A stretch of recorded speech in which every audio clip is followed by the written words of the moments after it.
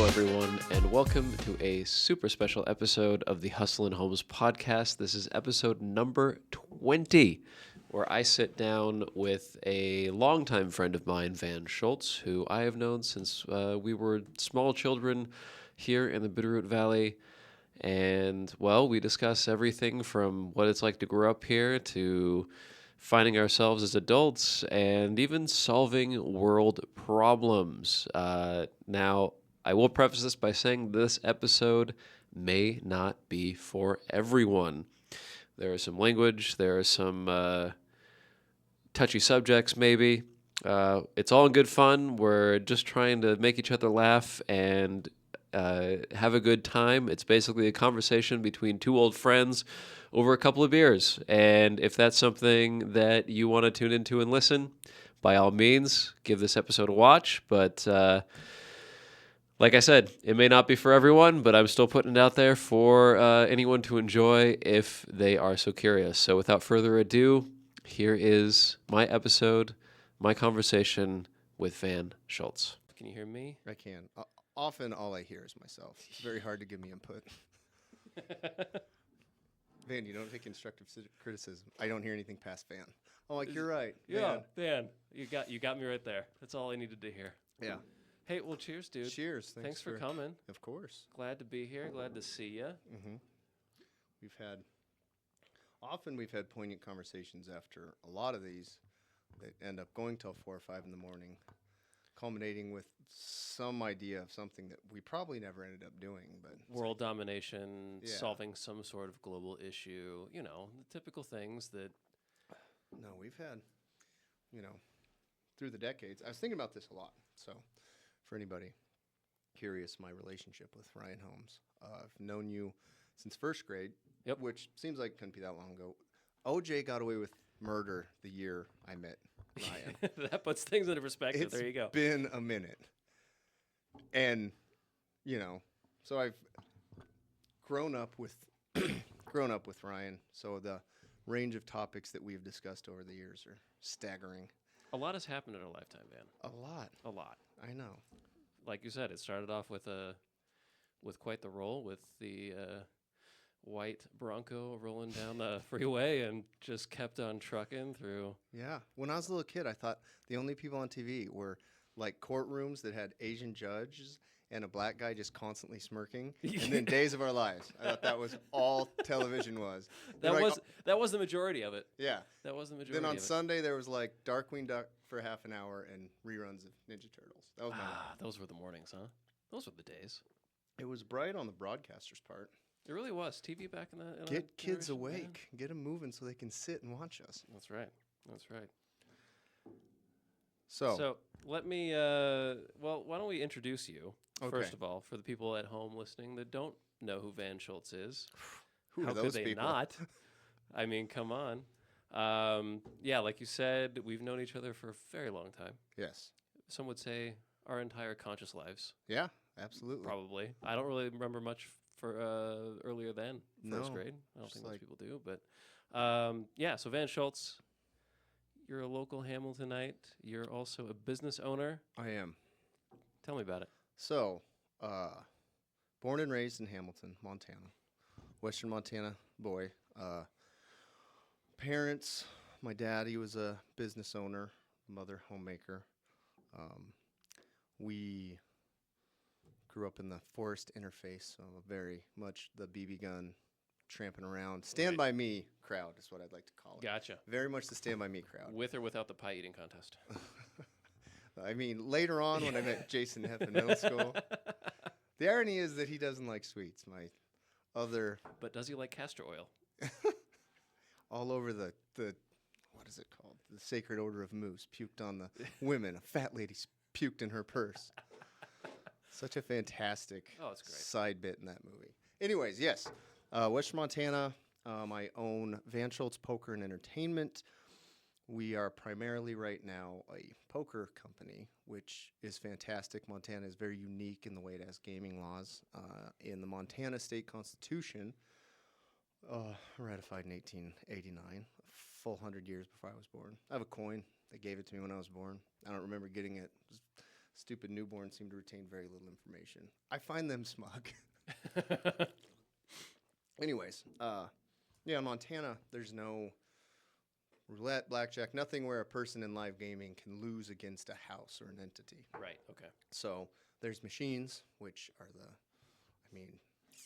cash registers for the people that own them. Per much. square inch in the anywhere. Per square inch, machines make more than anything else in gaming. And then you have guys like me, the live gaming operators. I have a license through the state, through the Gaming Commission, to allow me to operate. I have dealers that work for me, card dealers. The amount of times I've told people, especially if I run into somebody like at a restaurant and I'm wearing a suit, and they're like, wow, what have you been doing? I'm like, well, doing pretty well. I have several dealers. And they're like, oh, God, really, Van? I'm like, no, Van's a member of the cartel. Not drug dealers, man. Did you see? If I was a drug dealer, I would have a much, much newer car. Or I'm just going pure Gus Fring. I have the 10-year-old Saab, unassuming. I would not be wearing just silver. I would have only gold, my friend, if that was the case. This is true. No, so I lease spaces out of bars, poker rooms. I provide all the equipment. All my guys are licensed.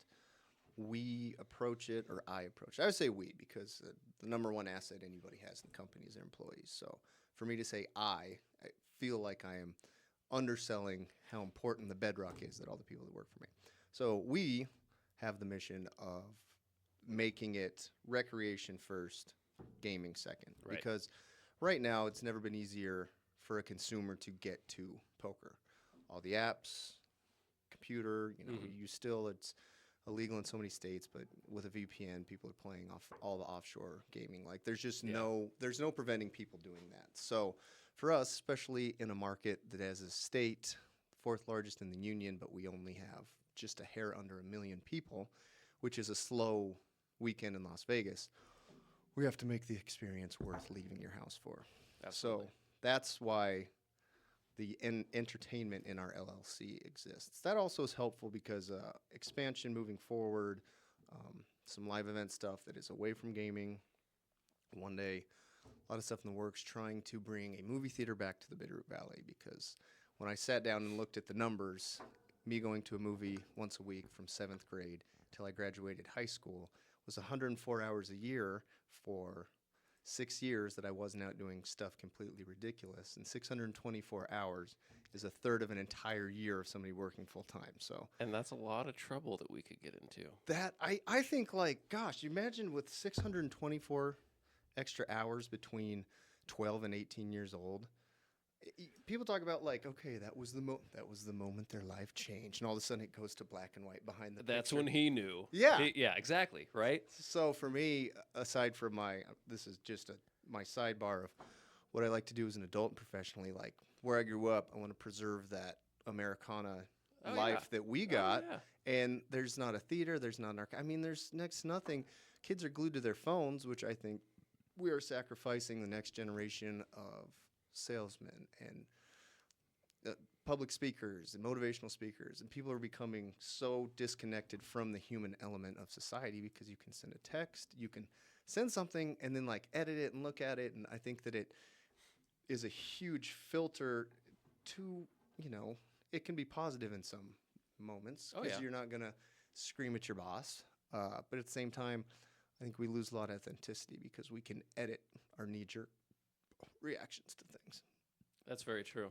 Although I will say that I would rather get a funny meme made about me rather than getting yelled at by my boss or an employee or something like that. But yeah, I miss that too so much. Honestly, every time I drive by the Roxy, dude, it's terrible. And now, well, I don't take Old Corvallis that often anymore, but whenever I go by the Ferroplex and that travesty that happened there, it's just like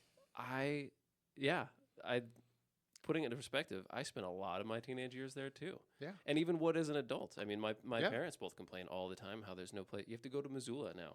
It's terrible. To go see a movie. And it's like, having it here in Hamilton was fantastic because you weren't very far away from it. Most places you lived in the valley. And it was the perfect thing to do in the middle of winter when there's nothing to do. Yeah, it's cheap. Or it was a great place to go sit in air conditioning if you needed to get out of the house for a little bit, right? I sat through Cars 3 times in Winter, Nebraska. Not because I found it to be a particularly fantastic motion picture. It's not bad. I mean, my daughter watches it now, and I'm like, huh. But I get this nostalgia pop in my head from when I was 17, and I always say, I got shanghaied, and it's because of a brilliant speech that Danny DeVito as Frank Reynolds gives in an episode of Always Sunny in Philadelphia. The gang gets analyzed. I got shanghaied up to a nitwit farm. I got shanghaied down to Elk City, Oklahoma at 17, maybe to find Jesus. Didn't find him. Couldn't make heads or tails of him. But custom combining, we get in a giant, awesome Tonka toy, which that part was cool. Cut wheat for like 17 hours a day, sleep in a camper, do it the next day.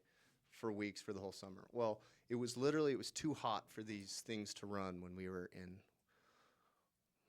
I think it was Nebraska. It's either Winter, the name Winter, which is so fucking ironic, Winter, Nebraska or Winter, South Dakota.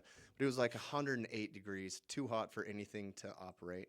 So it was just everybody like around the crew quarters, our campers, trying to church it up, sitting, drinking water, the older guys having beers, Yeah. I'd sneak. I'm 17 pretending I like Budweiser to like fit in. I'm like, yep, beer, guys. Good when stuff. I'm just looking at my cousin drinking wine coolers. She's got like a strawberry Bartles and James. I'm like, that lucky bitch.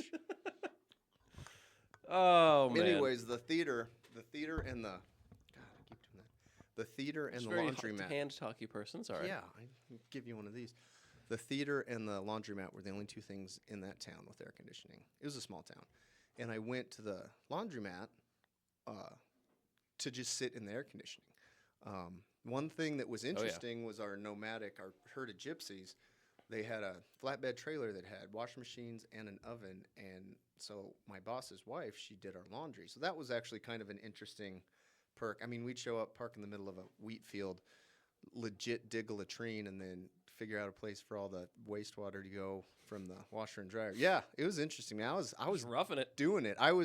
If anybody has watched Into the Wild, the adaptation of John Crocker's book about, admittedly, somebody I would never want to spend any time with. Like, Jacob McCandles was such a fucking joke.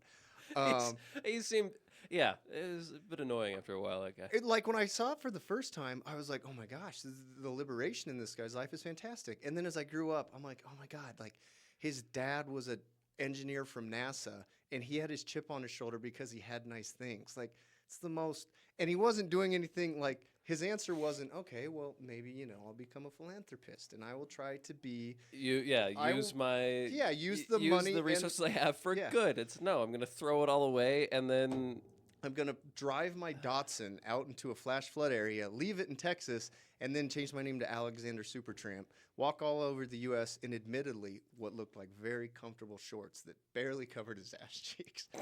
And what's so funny now that I think about it, we have segued into, this is how me and Ryan's conversations go, but we segued into the Wild. That movie was being filmed in that area in Nebraska. Oh, really? Because the actual guy that Vince Vaughn plays is based on a real person.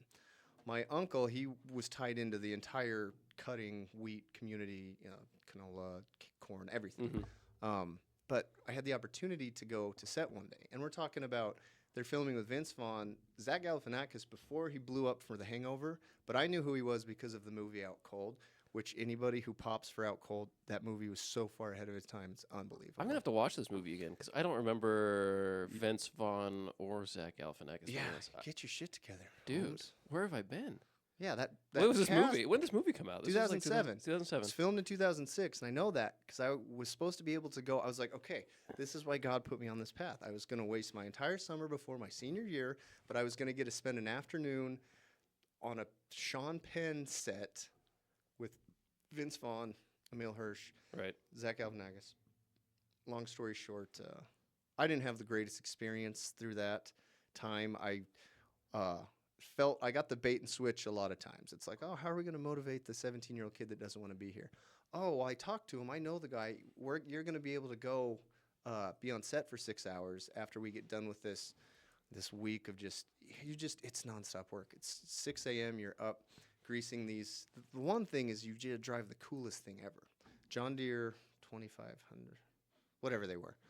Get up. I'm the 17-year-old kid. I have to climb in and out of them to grease everything every single day. And then you cut to like 11 o'clock or midnight. You have a 4,000 calorie meal at the end of it. That's why I was the only one that could fit inside the inner workings of this. I had like an insane 17-year-old's metabolism. And at the end of the summer, I'm still like, I gained 15 pounds in 3 months. Dude, I spent about 6 weeks in Iowa. Similar situation, corn country. Not working like that. I was working at a restaurant for a buddy of mine, but I was in this little town Corn of West country. Liberty, Iowa. Okay. And it's maybe like 30, 40 minutes outside of Iowa City. Tiny little town. It had, like, its claim to fame was being a Foster's chicken Oh, butchering facility there. that's their claim to fame. That was what drove the town. And, I mean, it's tiny. It's smaller than Hamilton. It's like downtown-wise about the same size as Darby. Ah, bustling. And surrounded by corn and soy and all this. And, boy, it is incredible how large the people are. It's hot, it's humid, and everybody is like 3 of me. There's not a meal that doesn't involve, and don't get me wrong, mayo, ranch. deep fried. I had the most incredible. We were somewhere in Kansas, and sometimes it was cheaper to just, instead of having, my boss's wife was my aunt. It was owned by my uncle. Oh, okay. And so it's also unfortunate that the experience I had, but sometimes that happens when you're closer to, I think that some people will lean on a family member more. And that's why you don't do business with family. And It's challenging, for and sure. I was just, like I said, I was shanghaied down there. My mom and I just didn't, and I wasn't, shit, like I wasn't a bad kid. I just wasn't like their other kids. Right. And so, but anyways, man, it was cheaper sometimes to just go make an agreement with the local coffee cup and take everybody to breakfast there every morning for 2 weeks than to buy the bloated price of groceries that happen to be in, it's like if you are going to buy for 50 people from Costco, the cost efficacy there is, you're probably 40% better on your supplies than if you have to buy all that stuff in, Darby. Or if you have to buy it in Wisdom, it's 3 times as much. So anyways, we were talking about food. We had like a 2-week where we went to this diner every morning. Nicest gals. If someone were to just write the quintessential diner where you're called sweetheart when everything happens. They got slang for all the menu items. Yeah, they call you child. They tell you what you do want and you don't want. Like, oh, you don't want that. They had the most delicious and biggest. So I have loved biscuits and gravy my entire life, ever since we grew up in a town with the Hardys, and their breakfast biscuits and gravy I still put amongst some of the greatest artisans in this world. That Biscuits and bake. gravy, man. the biscuits in this place, and I'm not exaggerating, because my hands were the same size at 17 that they are now. You can have a memory when you're 10, and then you're like, okay, that actually. The biscuits were the size of like a pre-shucked coconut. Like before they pull the green part off. And like an order of biscuits and gravy was 4 of those. They brought it on they brought it on a platter you would serve a turkey on. And I remember I'm like, can I get a quarter order? And they're like, who's this yuppie from the city? I'm like, from the city? What are you talking about? Those good old corn-fed people, man. Oh my God. They grow. So that was we got off topic, and I'm good at backtracking, because in my job in running poker games, the entertainment side of it is people want to come have beers. They want to talk about the shit going on in their life. Yep. They want to air the grievances they can't to their spouse or their coworkers.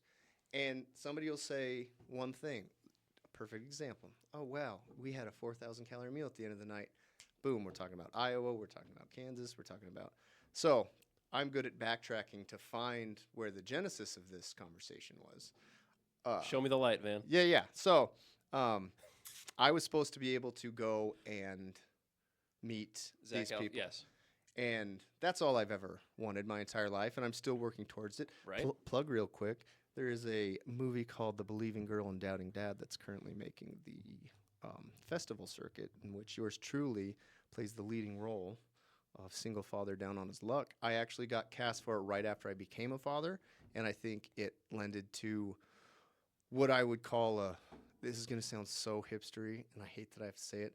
I still haven't seen it because I've been nominated for awards for it. The big festival in LA is the 168. It's where they give you a topic. You have 168 hours to make the short film. Wow. So like Okay. you have to have your crew, like you have to have all your infrastructure, and then you have that amount of time to cast it, shoot it, and cut it. Nice. So it's super cool because for me it felt so real to do it on that timeline. Mm-hmm. But yeah, it's doing really well. I keep getting. It's fun to have your IMDb something pop up. Like, oh, That's look cool, at this yeah. thing you've Yeah, been nice. nominated for. Small World. Kevin Sorbos is in a film that was shot up here in Montana that is shot over at the Ferroplex. He was Hercules. I don't know if you remember '90s Hercules. Kevin Yes. Sorbos. Yeah. So it sucks. It was still. It's the Adventures of Hercules, right? The Yes, TV it show? was. Yeah. He was. I'm disappointed. Love it. Yes. That He guy. was the presenter for that first award I was nominated for, and it was flattering. I mean, thousands of films, and they nominate 5 people, and I carry the That's movie. awesome. Yeah. But he was the one that announced the award, and I did not win. For me, I really subscribe to the Ricky Bobby train of thought. If you're not first, you're last. I've been told, like, keep it in perspective. I'm like, fuck perspective. I want to win. I want the piece of paper. That's So- right. But it was kind of funny. He was the one that announced that one. So, anyways, my passion for the business, everything I've ever done on the entrepreneurial side of my life is to fund the entertainment side of my life. Nice. Okay. It's actually pretty funny. So I didn't get, long story short of this Into the Wild segue that we're on, I didn't get to go to set. We got down to the day. I don't know at that point if I'd ever been that excited for something. You know, like at 17, you know, for 4 years, boobs pretty much are the number one like thing that can get you motivated. It's like Warren Buffett said, if it wasn't for females, money'd be the most worthless commodity on earth. Something to that effect. Basically saying, you know, you work hard, you put on nice clothes, you'll do anything to impress the. Oh, dude, we can trace this back millennia. Yeah. I was listening to Dan Carlin today, and all the way back to the fall of Troy. Men do things for women. What are you gonna do? Ask Lancelot. Yeah. Imagine becoming a punchline like that. He was such a nice guy. He was. Apparently good in the chambers is what they used to call it back Hey. then. But yeah, we get down to the day. I was supposed to go at they were shooting some magic hour and then like early evening stuff. Right. I think I was supposed to get off early at like 6 p.m. and get over the radio. Yeah, we might have weather coming in. We're gonna cut all night. Sorry, Van. I'm thinking like, well, that's sorry, but we had somebody that drove the grain truck, which is, anyways, it could have been done without me. The 17-year-old kid who kept getting in trouble because his radio was so loud and they could hear "Hips Don't Lie" by Shakira, because I ironically started to love that song as a joke, and then I'm like, you know what though, I do like this song. Dude, going back to some of those classics from that era, I actually hated it when I was in the moment, but some of those tracks, They're not bad. they're really not bad. They're on my playlists now. Especially for what I feel like pop music is now. Oh, in comparison, It's terrible. it's out of this world. That's like true art in comparison these days. Yeah, right? And that's saying something. That's that saying a is now a lot. mark of success. Yes. The other song, another segue, the fucking Had a Bad Day by, I think his name's Daniel Powder. You had a bad day. Yep. That was played every third song that summer. And I was like, you know what? I am having a bad day. This is the story of my life. Are you going to mock me for another 3.5 minutes? And then I get to hear an ad about what local circus is in Podunk, Nebraska this weekend. God bless you. Gosh, yeah. To this day, still, I get what I would consider disproportionately upset when I hear that song, because it felt like there were so many things that my junior year of high school that went wrong. And I mean, it's the normal growing pains that, sorry, I was in a rush before I came here. I realized that my new fancy watch I just got when I was on my cruise was on backwards, and I can't abide that. Is it, poker, chips, and cards? It's a, Or is it a roulette? It's a roulette board, but then it's got aces and it's got Nice. a chip behind it. And if nothing else, you can see I'm all Would about, expect nothing less from you, Van. my other ring is my VSPE ring with the smallest diamond on Earth, and then one of our. But it is a blood diamond, though, right? I will not buy synthetic diamonds. If a child didn't suffer, there's no way I'm going to pay for it. You'll never catch me buying American. That's not true. I'm very insistent on buying American. Hey, but you don't have an iPhone. That's true. Samsung, that sounds American, right? Yeah. Only if you're speaking in past tense about a folk singer. Yeah, His name is Samsung. Samuel. Any song. Yeah. There's got to be a terrible joke in there somewhere. We'll find it. Yeah. So Daniel, Powder. Man, screw you. The other song actually that was unstoppable that summer, and it's relevant to two things we just talked about. We are so meta right now with my life. It's ridiculous. I love it. Hate Me by Blue October was an explosive hit that summer, and it resonated with me. So much Yeah, to the you're a point huge is fan of those I guys. actually have a tattoo I got at one of their shows in Spokane last year. I've seen them a dozen times. We got to meet the lead singer. I kind of forgot about them. They were a good group. Oh, Or man. are. They're still together. Yeah, Huh? they're still together. They started their own independent record 10 years ago, That's how you do and it. they just because they were with Universal when Hate Me blew up. Right. And there's an interview. Lead singer's name's Justin Furstenfeld. He's like, people don't realize, like, when you're a band and you get signed to a huge label, you basically just took out a huge loan. Yeah. They said, we have this much money in you. You're getting dick until we get that back. And then moving forward, we get to tweak everything you do. Yeah. Because that album, Foiled, that came out, they had already made that album before Universal picked them up. So it was fantastic. Their follow-up album 2 years later was called Approaching Normal. And you could hear and you could feel large studio influence Yeah, right. on the way, especially the one song they thought was going to be the hit. It's called Dirt Room, and it's just, you listen to it and you're like, this was not made by an artist, you know. This was compromise and was okay, I'll try to trust your judgment, and it just isn't. Well, they came in at the right time. I mean, when you look at a lot of these things, you know, there's a bunch of bands that had that issue. Tool was a big one that had major issues with their record label. And then TV and a lot of like visual entertainment as well. Yeah. And once the advent of the internet came around and people started realizing that they can start producing their own stuff and putting it out there. I mean, look how comedy has changed in the US in the last 10 years since podcasting and Before you just self-publishing. had to get an HBO deal or a Comedy Central deal. There were some major gatekeepers in every media industry, and now you can go out and publish your own TV show. Love it. That's how this is happening. I mean, thank you to Exit Realty Bitterroot Valley. They've funded, you know, getting the equipment together and giving the space for this. Yeah. And, you know, then I'm publishing it online myself.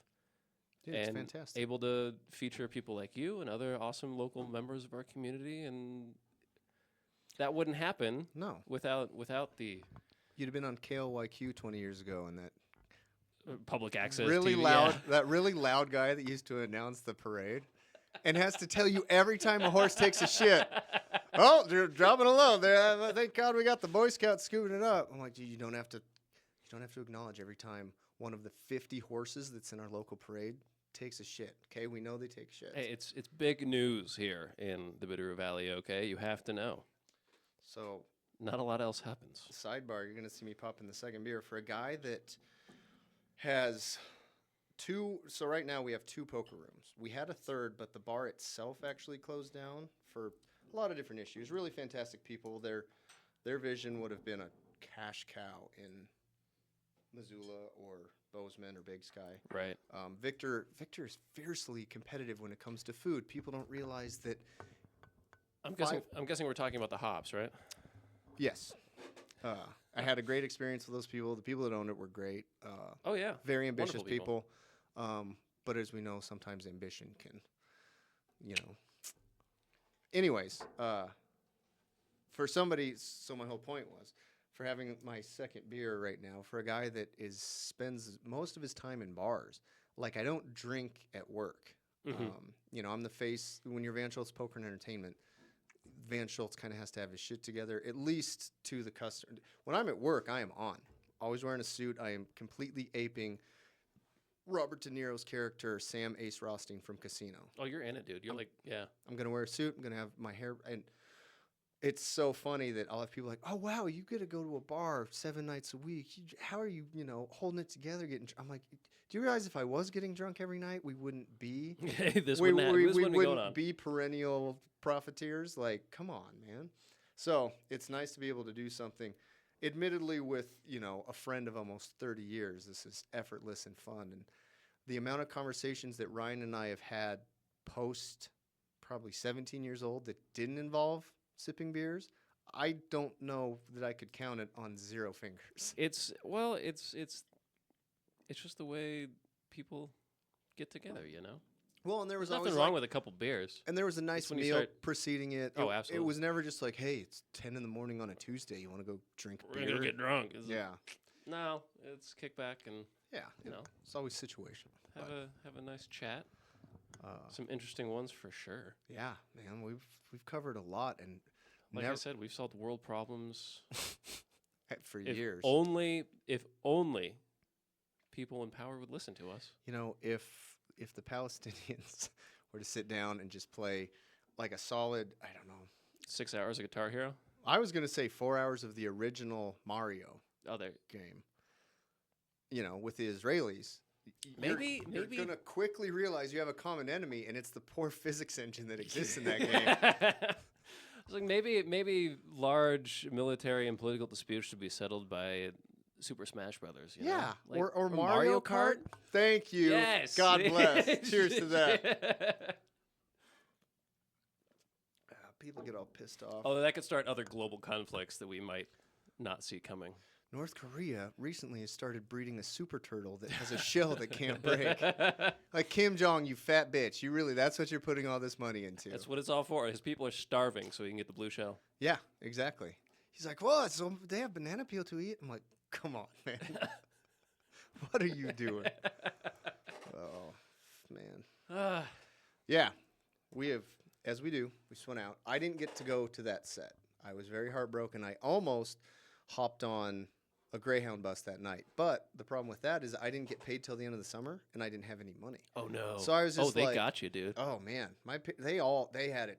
They knew. It's basically a little Foxconn in the middle of Nebraska there. Yeah, basically. That was kind of and you know what? Like, looking back on it, it was such a unique experience that there's a reason I was able to live by myself my senior year, Mm-hmm. because it was like they expected an adult's amount of work out of me every day, and there was no like, oh, he's working really hard, let his friends come over. It was just like, after I came back from that, I'm like, holy shit, that could be somebody's life for 50 years. You could get out of high school or not even get out of high school, Yeah. and then you do that forever. Like, what is that? And part of that is personalities that can be completely fine with doing something that they're capable of doing, putting the circle peg, the circle thing in the circle hole indefinitely. But for me, it was like, holy shit. Yeah, some people are satisfied with that, and power to them. I'm glad there are people that can have that ability to work a menial job and be happy in life, and that's a testament to just human mentality, I think. And like, props to those people. But I think, I can relate to your case. Just the level of ambition with certain people, it kills you to do that sort of thing. Yeah, it just crushes your soul. And it does make things difficult, because you have this ambition that you have to temper also with a little bit of realism of like, I have all these ideas and I need to do these things, because if I don't, I feel like a failure. But also, you can't overdo it either. Right. But that's not to say that you shouldn't at least try in most cases. Yeah. For me, I'm 35, and I've never worked for an employer for more than 6 months my entire life. I've been self-employed for so much of it. Starting right out of high school. Yeah. I wanted a nice DVD player. I went online. I'm like, $80 for a new DVD player? What the fuck is that? Somehow go down the rabbit hole. I found a liquidation site that I could buy a whole pallet of the DVD player I wanted, to where I'm getting them for like $4 a piece. I'm like, well, I should buy the whole pallet, and then I'll sell the rest of the DVD players for half of what they go for retail. I get a free DVD player. And how cheap it was to live in the Bitterroot in 2007, I was like, I just covered my bills for 2 years. And so for me, seeing putting your money to work at that age was like, Oh, that's a big one. We definitely don't learn that in school, unfortunately. Oh That's my God. that's the the tragedy, You know, in my opinion. I know the Pythagorean theorem, and I know how to find, Yeah, I can. what side C is if you have a fucking triangle. But I'll be damned if I know how to start an LLC. That's what they want. They want they want you to be the model of a modern major. They need bricks. Bricks are foundation. Yeah, that's true. And like you said, God bless I- this might sound elitist. God bless the bricks. I mean, our society would fall if everybody was a dreamer who was floating for 10 years, making nothing, existing, surviving, to where they finally pull that linchpin. And Well, that's the real problem we're facing, though, I think, in this country right now, is the fact that the people that are the foundation of the workforce in this country, the people that do those sorts of tasks, are finding it more and more difficult to even survive. yeah, Like, we need these people to have a functioning society, but we're not giving them what they need in order to function. see, but there's a direct trend that I full and wholeheartedly believe in. We have moved the perception of our necessity line so high that we think that our necessities bleed into what was, pure luxury 50 years ago. Oh, no, that's... And I'm not saying that everybody, you don't need to buy a 50-pound bag of flour and, make, as Charlie and Always Sunny, I'm going to keep coming back to him. Love it. Melt a few protein bars in it and make power balls, and that's all you eat. Like, I'm not saying that, but our necessity to luxury line, unreal. Oh, I'm stressed out. I need a vacation. It's been 6 months. I took a vacation 2 weeks ago, which I didn't enjoy. I'm a workaholic. It was incredibly gracious. It was a gift from a client. Went on a Caribbean cruise. A Montana kid who's never taken more than 3-day vacation in 20 years. Put him on a boat where he can't go anywhere. And I am past the just getting drunk and passing out stage in my life.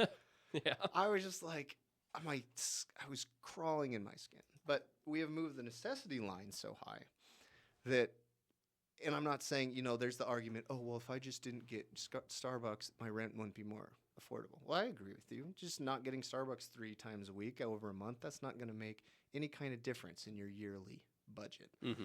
But we have sold ourselves on if you are really struggling, you don't need to finance a $40,000 car that you're going to pay $100,000 for by the time you have paid for it. Yes. Oh, well, I need the new iPhone. Well, no, you don't. You need a functional phone that you can communicate with people. And if things are so hard, in your idle times at work, you shouldn't be sitting on your phone seeing, what somebody had for lunch or a cat doing something adorable. Be improving your situation. If you have a dream, be putting pen to paper on it. Be doing research on it. In your extra time, there's not a lack of ability. I think the ability's there. I think people are so much more capable than we give most people credit for. 100%. People are so capable. They've been told they're not capable, and they've been told that their problems exist because of a societal problem. So then it's so much easier to let yourself off the hook. Well, it's not me, it's society.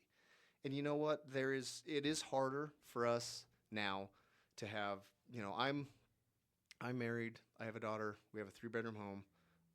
My wife is a stay-at-home mom. I own a poker business and I own a metal business. And you know what? Like, I bust my ass so we can have the little things, the extra things, and we can get by. Like, if I'd have had all the things going for me now, 50 years ago, like, I would own several houses. Like, things would be so different because dollars went so much farther back then. But just the fact that that baseline doesn't exist now shouldn't be a complete out for people to be like, well, there's nothing I can do, so I'm just going to be complacent. I think that probably from an attitude standpoint, almost we encourage it with the narrative that we push that it's impossible to rise up and there's no more class mobility, because there is class mobility. And I'm not saying if you're happen to get viral and you have some, internet thing where you're making millions of dollars. Well, that seems what most people want these days. I haven't confirmed it myself, but I've heard, several instances of their, just surveys in schools and this kind of thing. And they want to be influencers. People want to be famous Yeah. more than anything else. Thanks, Kardashian. Yeah, right. And Ray J's member. That's the only reason I know who Kim Kardashian is. If it wasn't for her fallacious ways, the only Kardashian I'd know would be Rob Kardashian. And we're back to OJ. We're back to OJ. There we you are go. back to the first 30 Oh seconds man, of the how conversation. I was saddened when I found out that he had died, OJ. Not because he died, but because Norm Macdonald died before him. Oh my God. And there lands, no doubt, what's going to be the best soundbite of this podcast. We could talk for another 10 hours, and I'm never. O.J. Simpson got out of courtroom today, and he said, "What do you want to get?" No, my favorite Norm Macdonald. O.J. Simpson got out of jail today after being acquitted for murdering his wife. When said, "What are you going to do now with your newfound freedom?" O.J. said, "I'm going to go back to murdering." Norm Macdonald got fired from his job because he just was unrelenting with OJ. I remember. God bless him. I remember the week that happened on SNL. Because That's impressive. It was kind of I guess somewhat of a tradition, but just kind of how things were. So you know my Aunt Sarah. Oh yeah. Who's more like an older sister. She's only she's only what 4.5, 5 years older than me, and so she would come over and babysit me and my sister when we were younger, and it would usually be on Saturdays, and we would. Wasn't it always cool when you had a babysitter that would like let you stay up later or watch SNL? We'd watch SNL, and so we'd watch, and it was the Norm Macdonald era, dude, and it was great. I even at that age, I loved watching him. He was just so funny, unbelievable charisma, dry, witty, great jokes, and then I remember the week after that, Colin Quinn's first day on Weekend Update, and we both are just like looking at each other like who is this guy? And it was before the internet was like really what it is now. Well, and you weren't gonna hop on at 7 and go Google. Yeah, because you had to wait for it. This was back in the day of dial-up. I gotta get on the computer and ask Jeeves what happened. We didn't have the 20 minutes to tie up the phone line just to go. And but going back to Norm Macdonald though, it was so weird though that the week before OJ died, I was showing that's a flashpoint. Some of my friends, who had I have a friend who's a bit like 5-6 years younger than me, and he didn't really know that SNL era at all. And so we're like showing him Norm Macdonald. So we found a highlight video of Norm Macdonald doing all O.J. Simpson jokes for weeks and weeks. It's and like weeks. 40 minutes long. Oh, it's awesome. I watched it in the last month. And we're watching this, and not a week later, O.J. dies. I was like, pulled that one out of the ether somehow. That's amazing. You're right, though, man. Him dying after Norm is maybe, I will say the third biggest missed opportunity in comedy, only behind John Candy in Stripes. Is constantly, and I feel bad, and I don't think I should. Nobody else is probably going to know his name, but in Stripes, the Bill Murray led vehicle.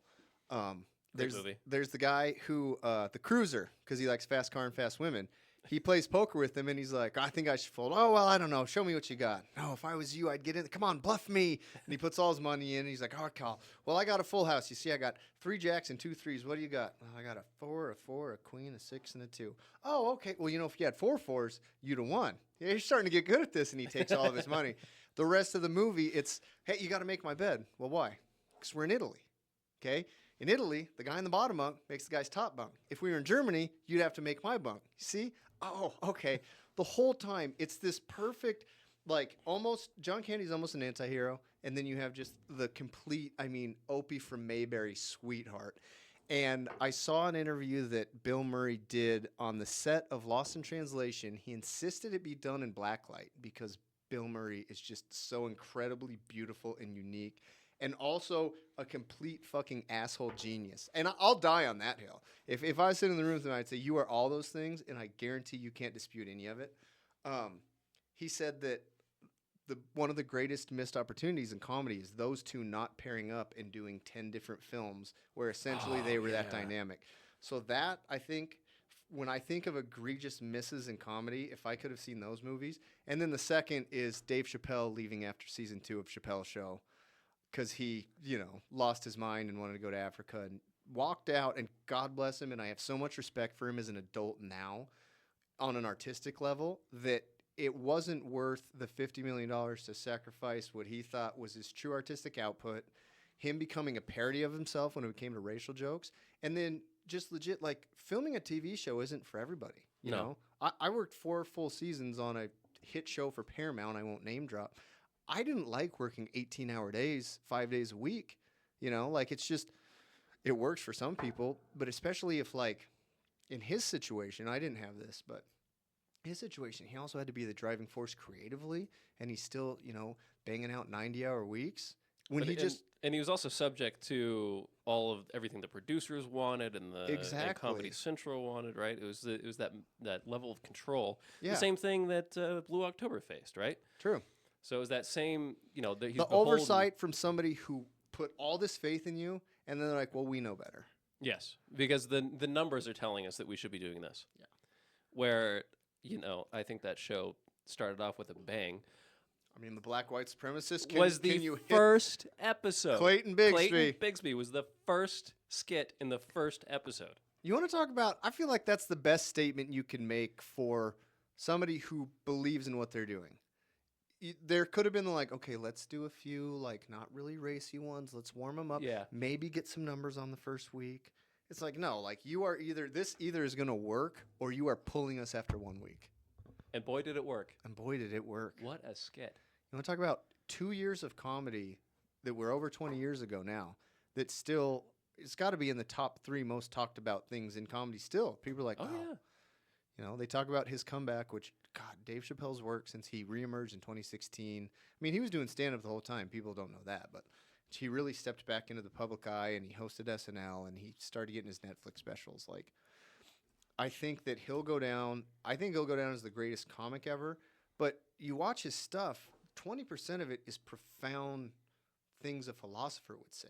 He's able to tie it back into certain jokes. But I think that the ultimate, when we talk about the summation of Dave Chappelle, is that he's an incredible philosopher.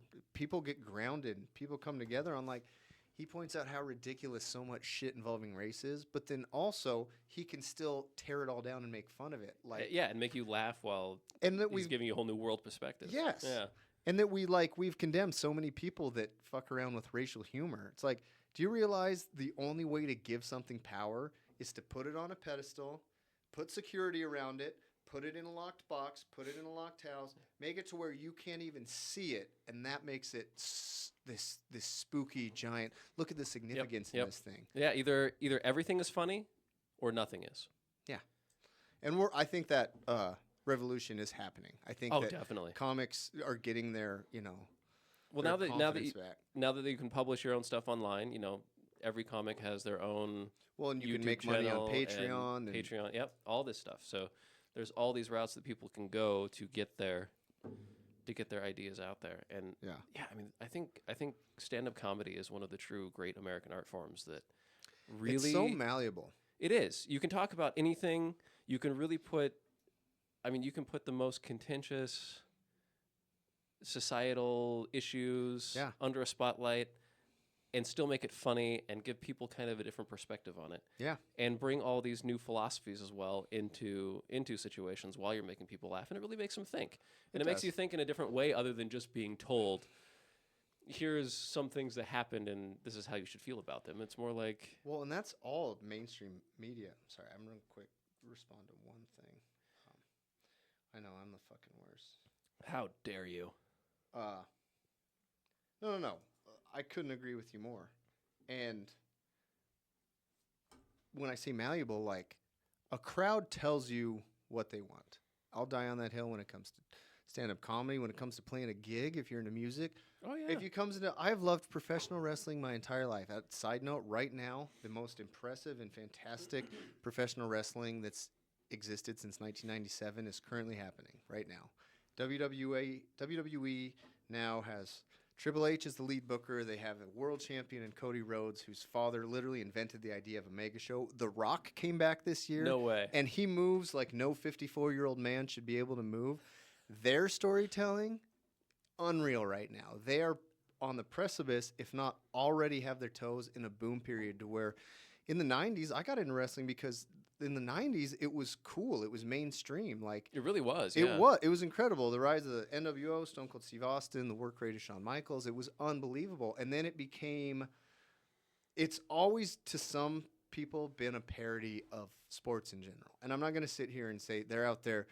This is shoot wrestling like Greco-Roman. Like they are the most incredibly tough and gifted performers that are out there doing their own stunts 300 nights a year while also maintaining Greek godlike physique and telling a story. And it became a parody of itself. And then it became so complacent because there was only one major company in the U.S. Right. They gained competition in 2019 with a company called AEW.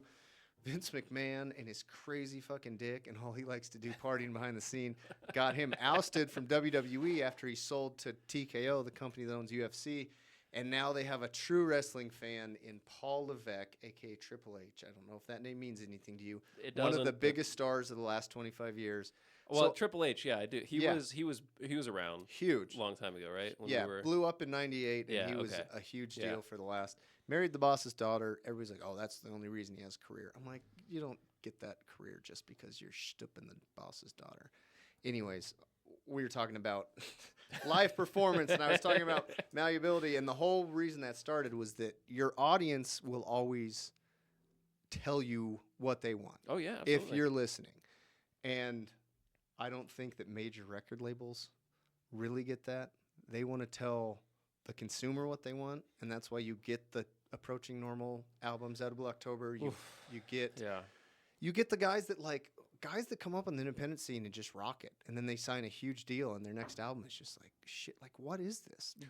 Well, that's been happening a lot. I mean, since with Since record Motown? labels, yeah, since record labels realized that they could profit off of like rock and roll and this kind, counterculture and this kind of stuff. But it's also happening. I mean, it's the big thing that's happening in our generation right now is this all the DEI stuff with these companies telling us that we need to be, instead of hiring on merit, we're Yeah. hiring just to check boxes and all this kind of stuff. Yeah. It's the same concept that's carrying over. And I think finally, I mean, this is just another great thing that's come from the internet. Everybody has access to information so much more quickly than they did 20 years ago, that we're able to quickly find out And debunk. things aren't really working so well when you do it that way, because I don't really care who's flying my plane as long as they are good at flying my plane. Did you see the Rob Schneider's latest? He did a comedy special for Fox because Rob Schneider is actually, I mean, he's very much. I saw that he came back recently, but no, I didn't see. So he's a progressive that would have been middle of the road 20 years ago. Yeah. He may even have been left leaning, like Roseanne Barr. Like Roseanne Barr now is a championed oh yeah, conservative comic. She was like Hillary's best friend 25 years Yep, ago yep. and was dyed-in-the-wool liberal. Like, we have moved that line has been moved to a comedic extent. But he goes, American Airlines released a press report last week that they will now be actively hiring more female pilots and making that the baseline for their hiring practices. And he's like, I kind of want the pilot who's like the best at being a pilot. yeah. I don't really care anything. I'm not going to see him anyways. I just want the best pilot. But it's like, it's so true. Like, people should send in resumes that just have your credentials. Maybe we do away with interviews. Maybe interviews need to be done pure through type so you can't hear anybody's voice or see their appearance. No video and a voice modulator Yeah, absolutely. of some sort. Yeah, you're just talking to the text-to-speech program from an Apple IIe, where we all, when we were kids, tried to make it say boobs and stuff when we were going to Grantsdale in '99. Bob's. No, I no, put there's two O's. There's multiple. So Okay, you what put if like I put 6 O's in boo there. space oops boo obs? God, come on. Doesn't Fuck you, work. Steve Yeah, Jobs. They're trying to censor us already at that early stage. No, Yeah. No, we've had gatekeepers for years. years, my friend, years. They just don't want us out of this box. That's all there is to Dude, it. the Apple. I had an Apple IIe in high school. I got it. They had I am not shitting you, 500 old computers in what was the old metal shop in our middle school. Remember the annex? Yeah. So on the church side, which Ryan and I have plenty to comment on that one. It used to be a metal shop. They took all that stuff to the new high school, so it was just a huge garage essentially. They had all the junk computers from all the schools for years. They had just been accumulating it. Because Warren Buffett said, hold on to them because there is a finite amount of gold and silver in every tower and monitor. That's true. So I don't know where they thought they were going to go get that process, because it's actually a very lengthy process to strip that stuff out of there. But they had a whole pile of Apple IIe computers, and I wanted it because I remembered I can't really say graphic design, but the paint program in it, and then the text to speech because I wanted to call Kelly Coyne slurs of varying sexual and intellectual capacity or lack thereof. And I wish I'd have kept it. I honestly think when I was in Oklahoma, my parents cleaned my room up and like, oh, welcome back. And I'm like, oh yeah, welcome back. Why was I there? But I think my dad tossed the Apple IIe in. Oh, shame. He didn't know any better. God bless him. Yeah, you know what happens. And the future memory of him. He's alive, but I don't know why I have to celebrate people after they die. Celebrate them while they're alive. Yeah, I that's don't think right. we know that enough. Yeah, they don't give a shit when you do it after they're dead. They're in a box. They're gone. Man, They're in a better state. they are.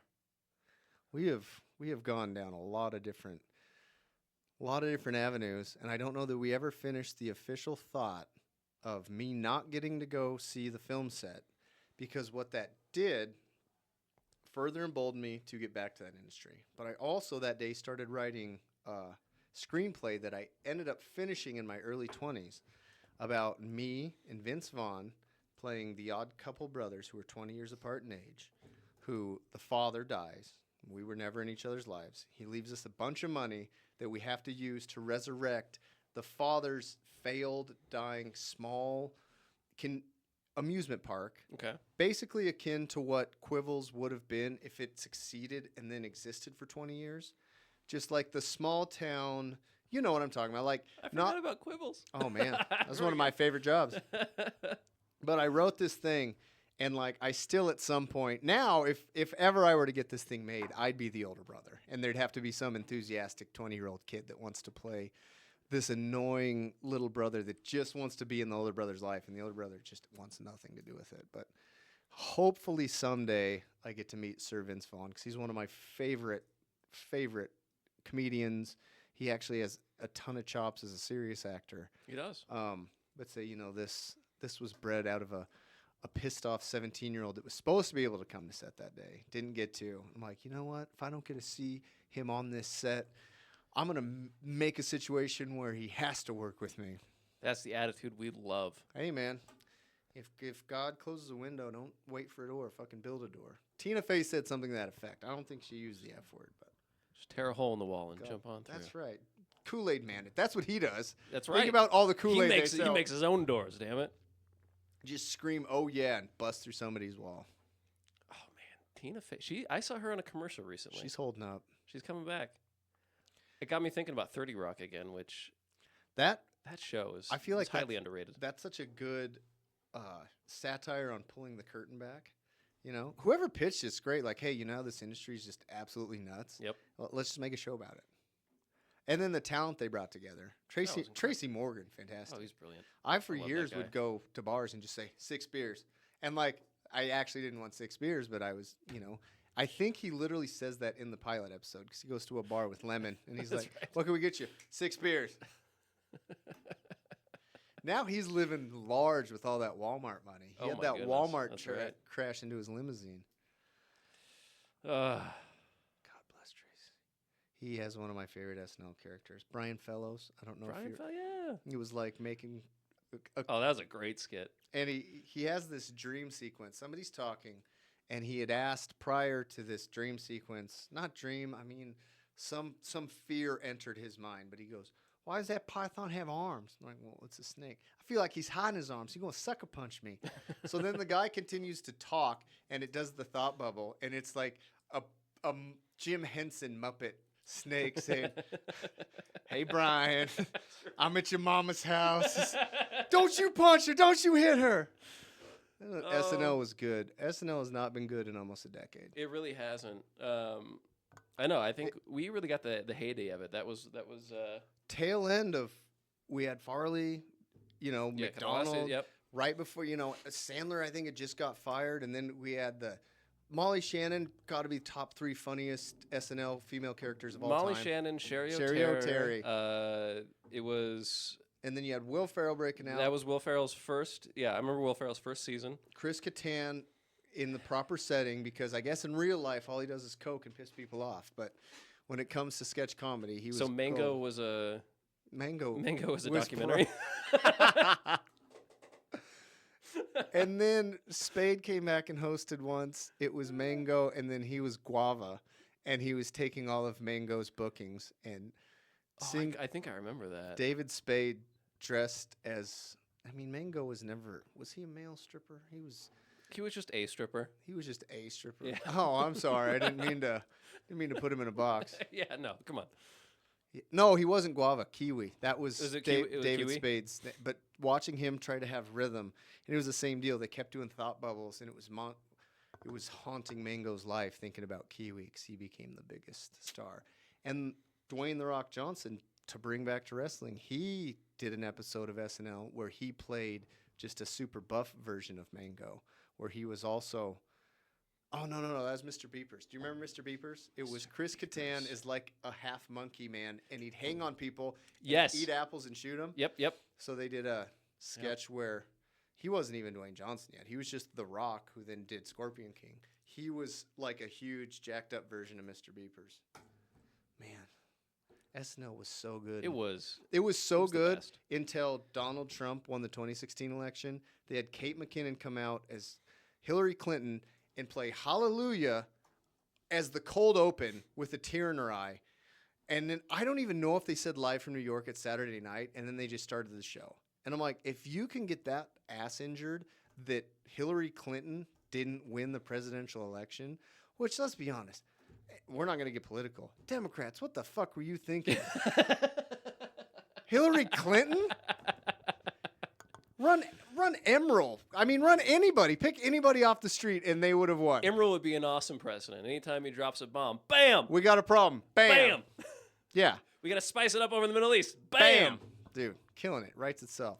That's when SNL wasn't great leading up to that, but I firmly believe and stand by that was the day that SNL definitively died. And right before that, Chappelle made his comeback, and he went and hosted, and it was all right. I think that it was slowly becoming more and more cowardice and A little bit. Although, as a consolation prize, at least we got some really great Trump impressionists. yeah, but then it became such low-hanging fruit. It was That's like fair. McDonald said, our boy Norm, God bless him, God rest his soul, I think he said in 2018-ish, he's like, they're asking like, oh, the climate of comedy right now, which is a dumb question to ask Norm McDonald. I'm amazed he didn't tell a 17-minute long joke that was only funny for the last 3 seconds, but it made the whole 17 minutes worth it. He's like, oh, yeah, comedy. You know, what the fuck? He, like, you know how Norm would talk. He goes, right now, I think it's easier than it's ever been for a bad comic to be a comic, and it's harder than it's ever been for, a good comic to be a good comic, And they're like, well, what do you mean? He's like, all you got to do is, go up and bitch about the president and, act persecuted, and all of a sudden they're going to give you a special. And it's like that really is true, though. I think that's the reason. Gosh, have you seen any of the numbers of the late night shows right now? Like late night, when we were kids, Letterman and Leno, Letterman was religious. It was a part of people's lives. Oh, yeah. And now it's just, they're like, why does this exist? I mean, Stephen Colbert went from a successful show where he was playing a character. The Colbert Report worked because it wasn't Stephen Colbert. It was a character that was, such a mockery, but a charming mockery of what a conservative who would be completely ridiculous. It worked. It did. And then they're like, oh, well, let's just see what the guy as a real human being is like. It's like, well, he's kind of boring, and all he's going to do is lean on his writing staff to make fun of Trump. That's all they did for years. And when Jon Stewart came on his show, and he said I something. remember that, and it was in the middle of the pandemic, and they shut him down. And it was beautiful because not only did he talk about how ridiculous and lazy all the Trump humor was, he then started talking about why haven't we asked any of these questions? And Colbert kind of like, and you could just see, he looked like a scared 10-year-old looking at his dad when when he got thrown out at second and he clearly wasn't out, but he didn't have the balls to yell at the ump. He's like, Dad, what do I do? And then they shut him off. Jon Stewart, I never watched The Daily Show really because that's not my brand of humor, especially when I was a kid. But like the last 10 years of Jon Stewart I mean, his advocacy he goes, we send people to war, they get broken, they come back, like, it's our job to fix them. Yeah. But then and it wasn't even, it was such an objective stance he took when Colbert asked him that question, and Colbert was fucking petrified. And you're like, well, I wonder how many Pfizer and Moderna executives there are on this station, because That's what I'm saying. that has to be the terror. Again, it's all about the producers and the company behind The machine. the machine that's making it. And I think that's probably the biggest concern is that I think right after that segment they were going to air a Pfizer commercial, most likely. Bad time. Yeah, we don't want this guy on talking about stuff. Get him out of here. Well, to your point earlier, I love how easy it is for content to get to consumers. Pat McAfee, I don't know if you know much about him. He was a punter in the NFL, and he was an absolute badass. And nobody's ever called a punter in an NFL badass. He would punt, but this is the only guy who would sprint and try to smear the guy who he punted to. He's incredibly charismatic and funny, but he's also intelligent. So he has a started a podcast called The Pat McAfee Show, that I almost want to say quote these numbers because my source is very reliable. It's a friend who is so steeped in sports, it's unbelievable. For a lot of years, ESPN just slowly was losing market share with the amount of podcasts and everything else, and FS1 and all the sports places, that there was an alternative to ESPN when it started. It was brilliant. Oh, everything sports network, and we don't have literally any competition? Great. Let's own the entire market share for 20 years. Yeah. They were just floundering. Pat McAfee had this podcast that was absolutely dwarfing the numbers of ESPN's primetime shit. So they're like, hey, will you come work for us? He's like, nah. He's like, if you want to run the Pat McAfee Show, that's fine. I'm not going to change anything about it. You guys can have some of your guys on there. Stuck to what made the Pat McAfee Show work, and now he actually is one of the announcers in WWE, and he is such a breath of fresh air. Nice. Because he has already gone through the conversation with the conglomerate that says, well, you're successful as this. We want you, but we don't want what made you successful.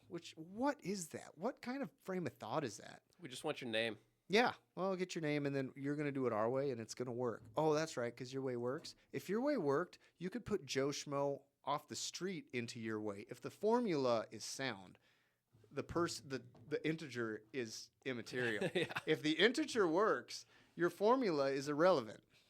But so yeah, Pat McAfee, he's really bucked the whole corporate overlord thing, and gosh, he's still, watching him on College Game Day and stuff. He's saying, fuck, and there's so many funny. He's got that subtle. The best example, there's a quarterback, and I don't know sports all that well. My closest circles are obsessed with fantasy football and all this. They watch all the college stuff, everything. It's just never been my thing. But there's a quarterback, I want to say he's from Alabama. I couldn't say for sure. If we were on Rogan's podcast, we'd say, Jamie, look it up. And then he'd be able to tell. Jamie, pull it up. But something to the effect of my neighbor. It's like clearly making an inference to like this white kid that maybe somebody is going to call him the N-word. And that's such a funny, like, everybody's kind of on edge. And then they say the whole thing, and McAfee just goes, and everybody's quiet. He goes, well, shit, that didn't go where I thought it was going. And like that instantly makes everything funny. And he owns that whole segment for 3 seconds, if that, worth of, because that's what everybody watching is thinking. So he's able to tear down that anxiety of everybody like, oh, are they going to say it? And that's, I think, if we had more of that, if we had more people that were just able to point out a ridiculous situation, no matter how hot button the situation is. Point out ridiculous situations, and also everybody just needs to kind of take a breath and realize that, I don't know, 99% of things that are happening in the world aren't that serious. And 99% of the things people say aren't pointed or trying to be a lightning rod for something. No, the majority of the time, well, at least I know in my case and your case, we're just trying to get a laugh. That's true. Like that, I feel like we've accomplished that a few times. We'll say some ridiculous nonsense. Well, that out of context, people will be like, "Oh my god!" Yeah, but really, it's not. But I think they've been taught to say, "Oh my god," because they'll pick one soundbite and then try to define somebody's entire life by that. Oh, absolutely.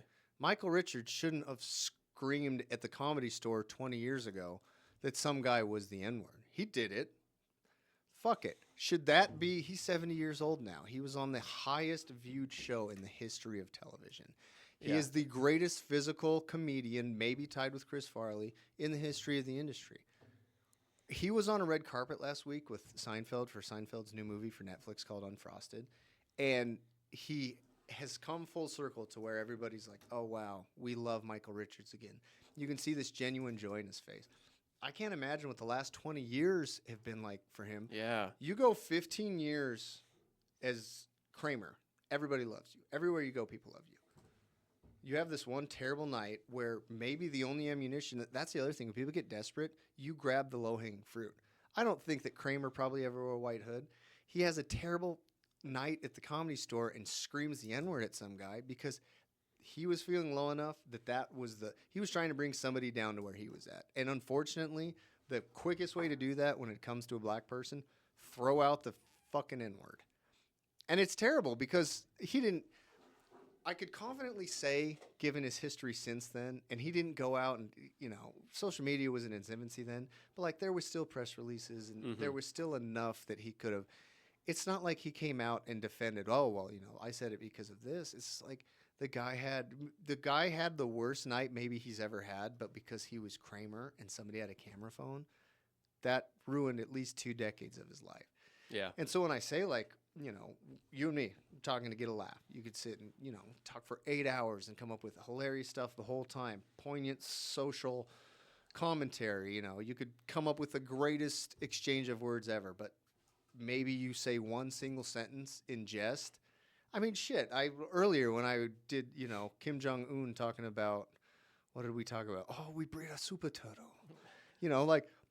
If I mattered in the giant scope of people, like Van Schultz mocking Asian accents, and I'm like, okay, so you're taking up for Kim Jong-un right now. Yeah, exactly. Yeah, right. You know who you're standing up for? Just to bring that back to. Do you know who you're standing up for? The guy who's so fucking fat because he eats so much nice cheese that he got gout. You cannot get gout from cheese unless you live an extremely extravagant lifestyle because you've got millions of people under your thumb as slaves, and they're all starving. And that's your guy.